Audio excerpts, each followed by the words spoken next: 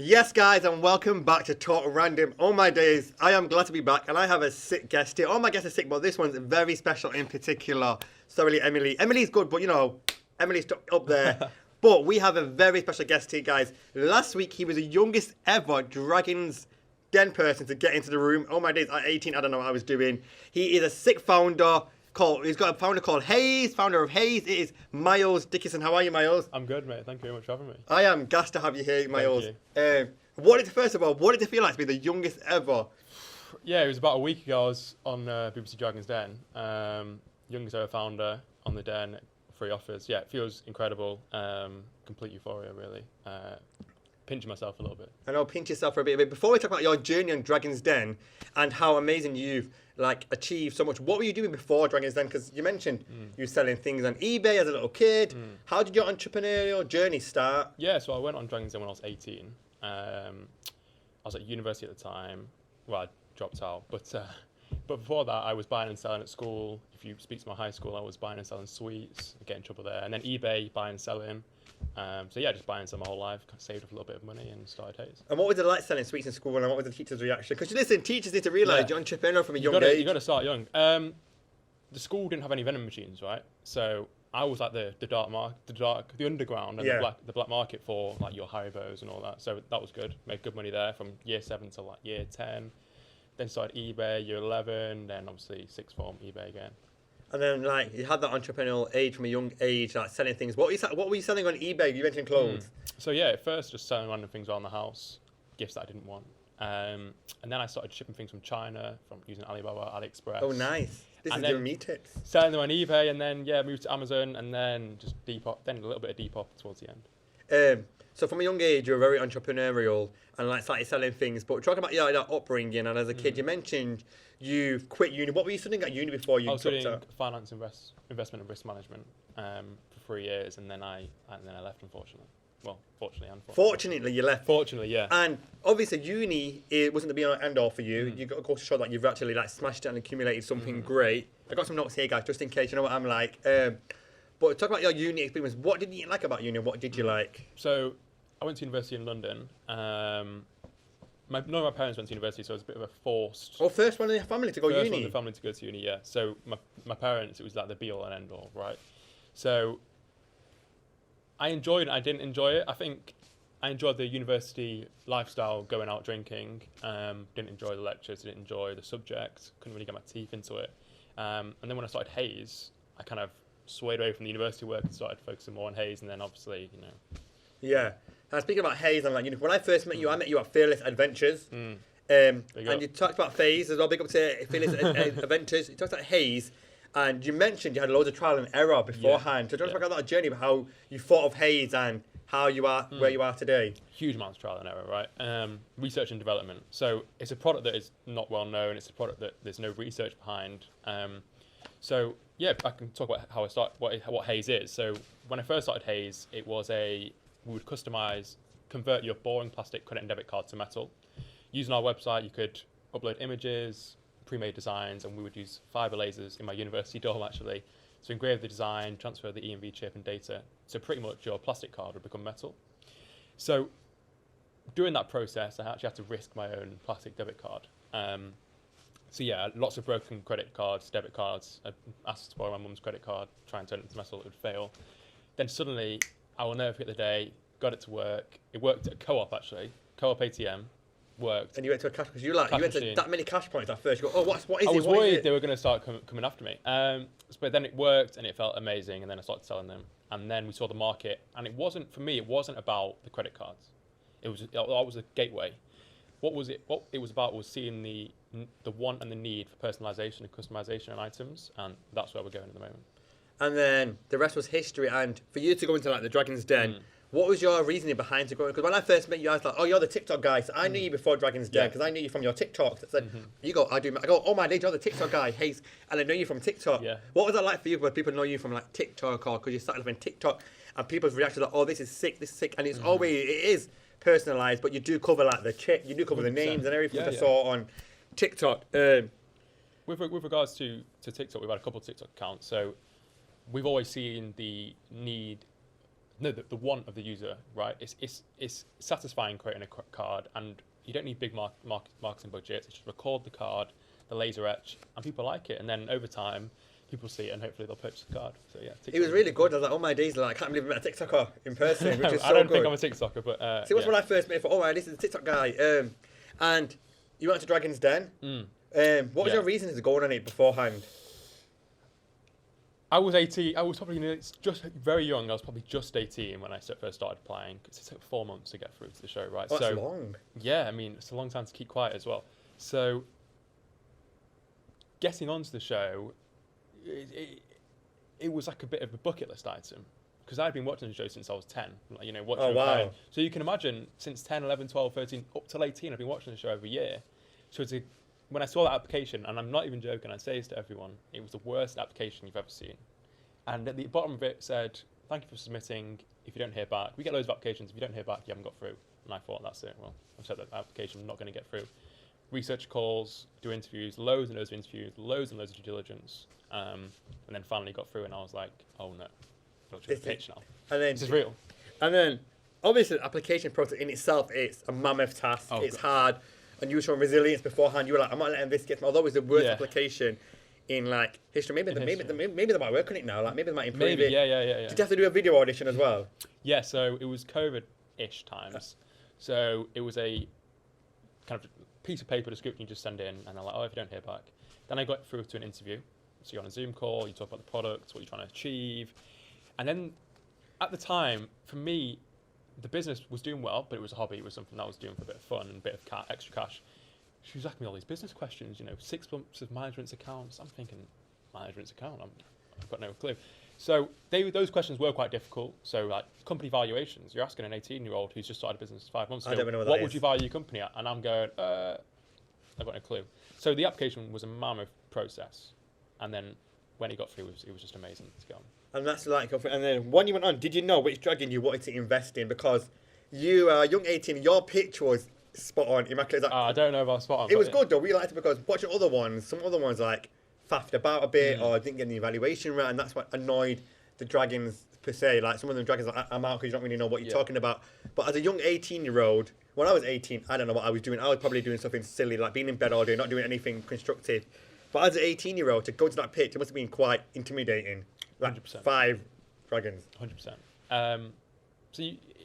It's incredibly intimidating. It doesn't feel real until you get there. It was filmed in Manchester. You get to the studio about 12. You're in the green room for like 5 hours. And I genuinely mean 5 hours. You just sat there. And you can imagine knowing that in that other room, there's Dragon's Den. It'll change your life. You're going to walk in there and pitch. So I don't think I've ever been so nervous in my life. I was on my own. You couldn't bring anyone else with you. And I was thinking, my heart was just going over. And what was the lift like? Because the lift looks intimidating. The lift's fake. Oh, is it? Yeah, it's just a door. I don't know if I want to say that. But yeah, so the dragon I was going for was Steven. If you look at his credentials, my credentials, my-ish credentials. He loved you because you're tall. Correct, yeah, that's the first question he asked. But his social media background and where he wanted to go with the business, it was just a perfect match. And even though I've been watching Peter Jones since I was probably 10, Steven was definitely right for us. Yeah, because obviously you had 3 dragons who were interested in you. Tuka, Peter and Steven, and all of them are really like straight away blown away, interested by you. You got compliments of Sarah and Deborah, and they seem like they were blown away because as an 18-year-old, I think you've inspired a lot of younger people to say, you know what, these are my aspirations. If I can do it, you can do it. I think you paved the way for a lot of younger people. And when you were pitching, what was going through your mind at the time? Because that pitch was sick and like the setup was sick and everything. Yeah, I think people always ask that, right? And I think from a young age, my parents have always taught me to talk.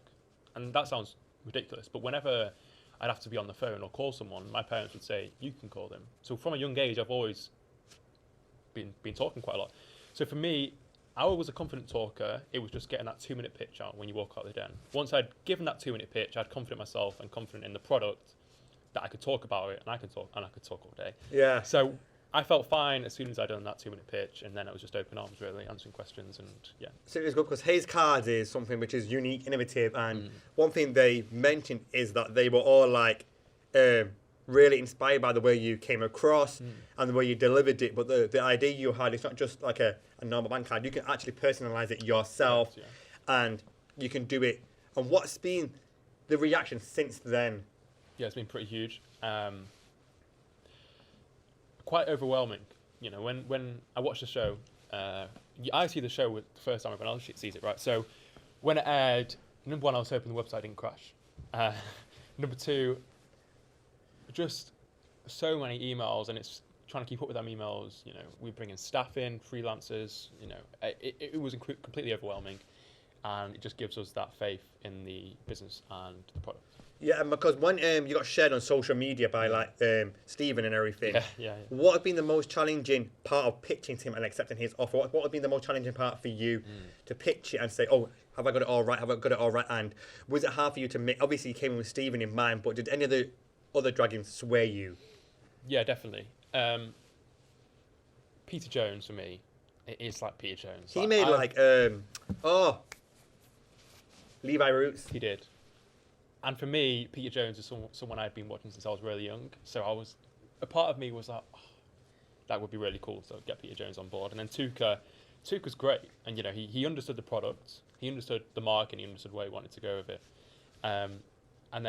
But it all goes back to Steven Bartlett. It all goes back to, yes, they're all very cool, but what's best for the business and what's best for me and what's best, like, what can he do? Because he's relatable, young age, but he started his business at 18, 19, so you're relatable.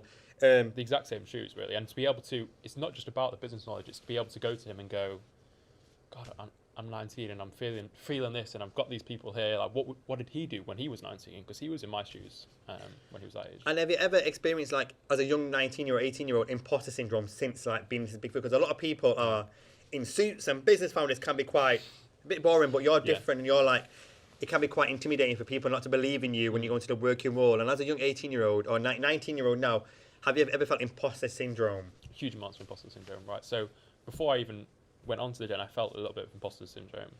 But then since the den, it's just been, you know, crazy. But luckily, I'm surrounded by people. I've got a really good group around me. That's one thing I've learned, is having a good network around me, good people to go to. When I'm feeling like this, I can go to them and go, look, I'm feeling like this today. And they're going to reassure me I'm going to be fine. Yeah, and that's like having that good support network and that mental 100%. health element of, like, it can be quite daunting. And since being on the show, you've created like more personalised wallets as well, not just cards, and you're branching out. Do you think like Haze cards will branch out into other avenues as well as personalised cards and wallets? Yeah, so over time we're going to move to Haze customization.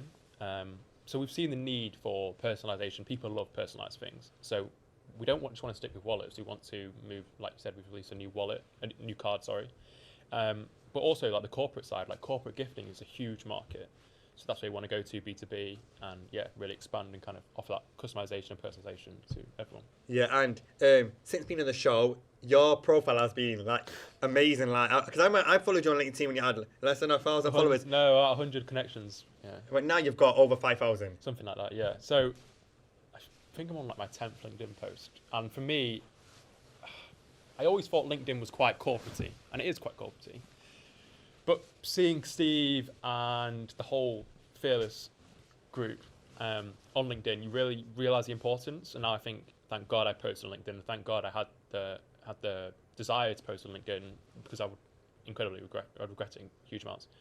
I've had some great connections on LinkedIn, and I hope to really grow over the next few months. That's one of my goals as well, my personal brand as well. And I've had some nice messages from parents saying their kids have seen it. Spoke at a primary school actually as well through there, which was great. Yeah, I was going to talk about that, like, because when I first met you at Fearless, it was a couple of months ago. It was like a personal brand new workshop, and your question was about LinkedIn. It was. So we met at a personal branding workshop by Fearless Adventures, and my question I asked was, how do I grow my LinkedIn? And they said, don't worry, like. And he said, Dominic McGregor said to me, don't worry. And I was obviously stressing. And obviously, just that's like one of the lessons I've learned, is just chill out, take a step back and look. And then being able to do that has seen, like, what do I post on LinkedIn? Don't worry about what post. If you post something that's right to you and what's right to business and what people will enjoy, then it's going to fly away over time. Yeah, and as well as having a successful career with Haze and like personal branding, you're really like authentic yourself and being very vulnerable and open and honest about epilepsy. You talked about it on LinkedIn. Do you want to talk a bit about that? Yeah, 100%. So 2 years ago, I had like a first epileptic seizure in my sleep, right? My mum, she works for the NHS, so she's seen these things, and I woke up a bit jittery, and I'd never had anything like that before, and she was like, oh god, like something's not right here. And then it happened again, and I woke up actually with an ambulance crew in my room. And for me, like you can just imagine, that's a bit of a strange thing to happen. So I wake up and I'm confused, I'm dazed. I don't feel like I've had a fit, I feel more like just a very rough night's sleep. They take me in, and it turns out I've had epilepsy, right? But it's an epilepsy it's not very common, it doesn't happen in the day. Like I wouldn't just have a fit now, it would be my sleep.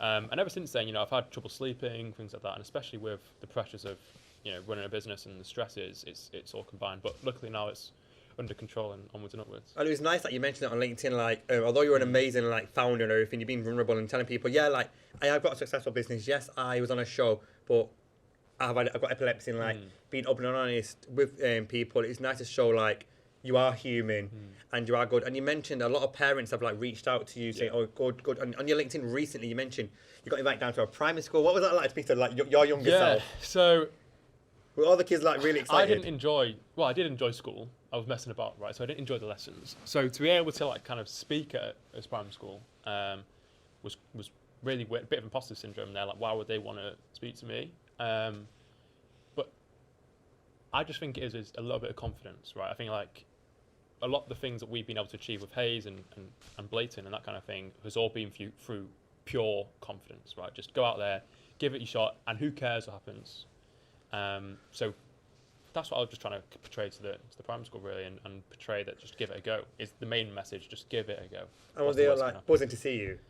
Huh? Were they buzzing to see you? Like, were they happy? Yeah, they were all right. And how was that feeling? You mentioned imposter syndrome again, and I feel like as a young 18-year-old, looking back at I'm in my 20s now, and if I was 18, looking back, I didn't do anything constructive or positive, and it's nice to see more younger people like doing something creative and innovative, and branching out Haze to like other things, like you said, more personalisation, B2B.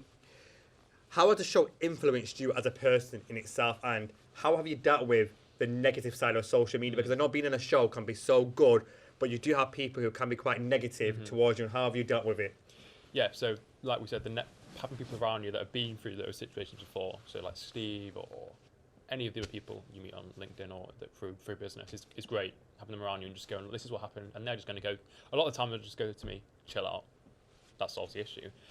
But so, like you said, the negative side of social media, being exposed to about 4.5 million people on BBC at 18, you know, it can cause issues. I try not to look at Twitter and social media too much because people are jealous. Yeah, that's true. No matter what you do, people are going to be jealous. So, but there's 10 times more people that like the idea and want to follow the kind of journey that we're trying to achieve. And that's the thing, like the jealousness, it's a them problem, not a you problem. Like you've put yourself on the map, you've gone out, you've done the work, you've done your hard work, you've been grafting since you're a teenager and you're selling sweets to selling stuff in your bedroom to eBay. And like looking back, like it's like your dad was a mortgage advisor. Yeah. Mortgage advisor. You've always like had that backbone in you, and your mum works at the NHS. What would you say to any young person who's watching now and wants to say, like, what if can I do it? Or what would you say to them if they reached out to you? Great question. Confidence, right? So I've looked back and everything that's gone right has been through confidence, just giving it a go. And I think I'm almost a little bit scared. Like if I wouldn't have approached that person, I wouldn't have gotten this. We wouldn't have been able to achieve this. Pure confidence, and it really appeals to loads of things in life. Just give it a go. Raw confidence, and who cares what happens is like the main. Yeah, like I reached out to you like a couple of months ago in the Fearless event, and I said, "Oh, can I interview you on my podcast?" And they go, "Okay, yeah." And I kept in touch with you since. I didn't leave it till the last minute message you. Oh yeah, your show's out. Like I kept that relationship by messaging you, and I always say to people as well, like always be you. Never be afraid to deal with like the negative side of things, like, and don't be afraid of the word no. Since leaving the show, 100%. You've branched out to do more things, and you've. I heard a noise, sorry about that. I'm confused, sorry. So since then, you've reached out to do more things. What has been the best piece of advice you've learned since leaving the show? Yeah, we've had a couple of bloopers. Just like now? We've had a couple of bloopers. So when you try a lot of things are going to go wrong. Statistically, things will go wrong. So when those no's happen and you get the, no, we can't do that, it's get up, try again, try something else. What will work? What will work? How will we make this work without the no? Is a big one. So even I get, I get phased by a no all the time, but you just got to go, how can we go around that and how can we get a yes? Yeah. I would say the big thing. And that's a good thing. And speaking of Haze and other avenues, do you feel like Haze will be here for more? Would you hire more younger people within your business, like more Gen Z? Because Gen Z now are smashing it. You're Gen Z, I'm Gen Z are millennial. smashing, yeah. I'm just a millennial. So we've seen now, especially in the marketing space and social media space, that big corporations are, even look on TikTok, Ryanair, for example, they're understanding Gen Z more.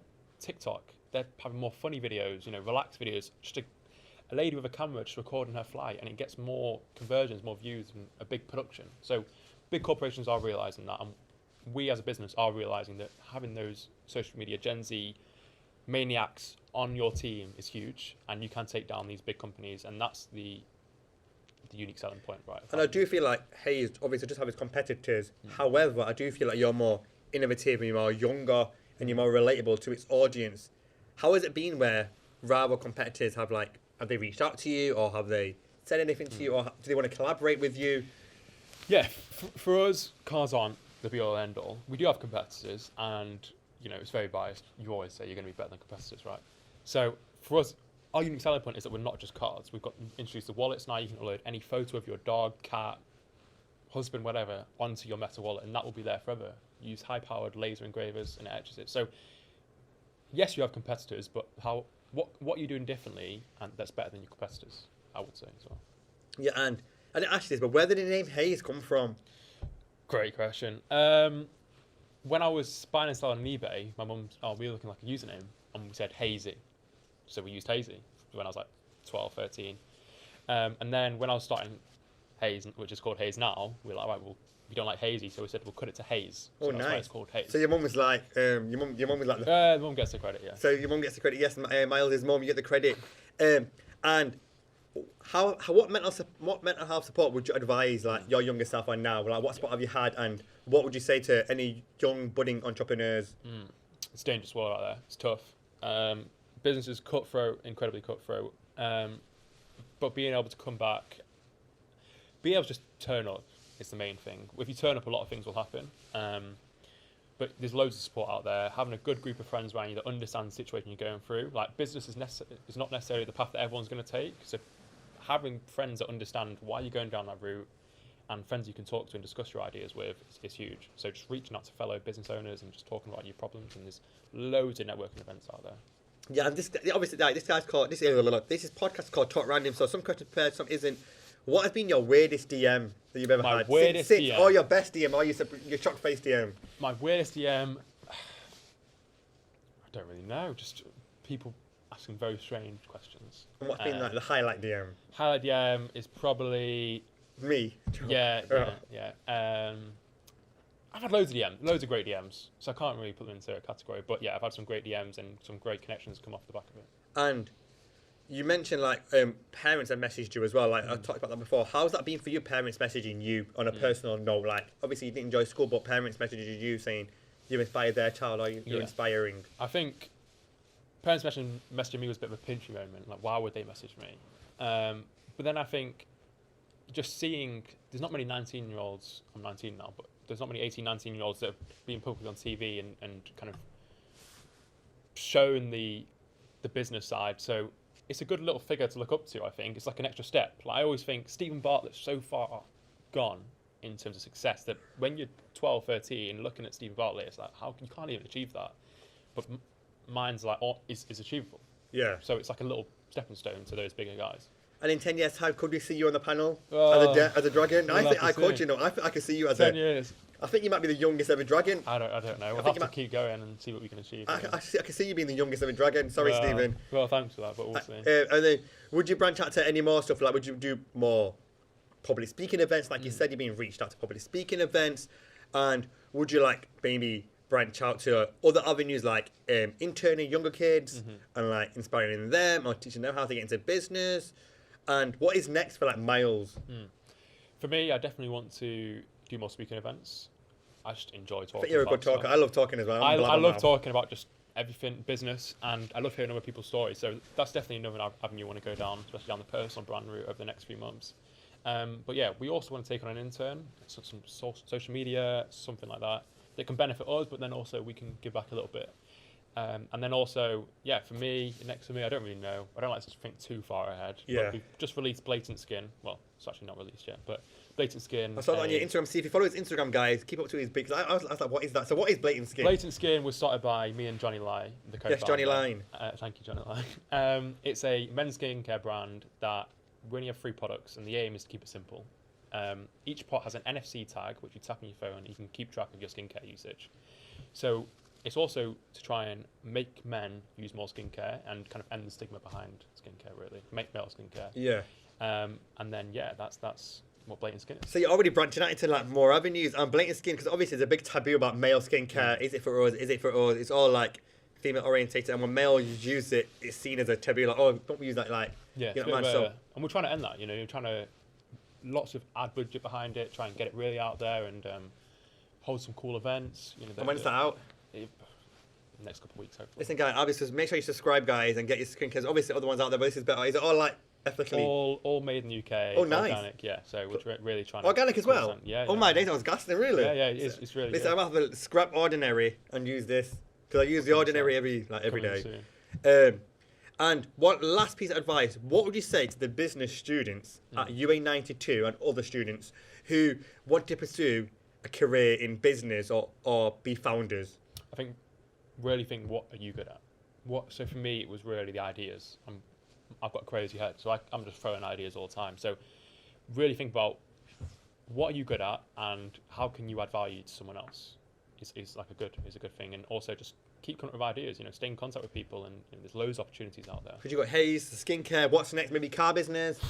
I think we're going to focus on Haze and Blatant for the foreseeable and then go from there. That's it, thank you. And last piece of advice for me is like, always just be yourself, I think. Like, just be 100%. yourself and just don't be afraid to challenge the status quo and just have a laugh. But I'm not going to lie, guys, I was gassed to have Myles. This is what I mean, guys. Thank you, Keep Myles. up connections. I messaged him months ago. So I'm Don't keep burn up. bridges. Yes, that was it. Do Don't not burn burn bridges. So, in fact, speaking about burning bridges, what would you say about burning bridges? Don't burn any bridges. That's what I always try and think. Don't burn any bridges, because you may always want to go back to that person. You may always want to keep that connection there. So just talk to as many people as you want, because you don't know what that person you're talking to, what they can do for you or what you can do for them. So don't burn any bridges. And so the last random question is, who's been your standout fave at Fearless?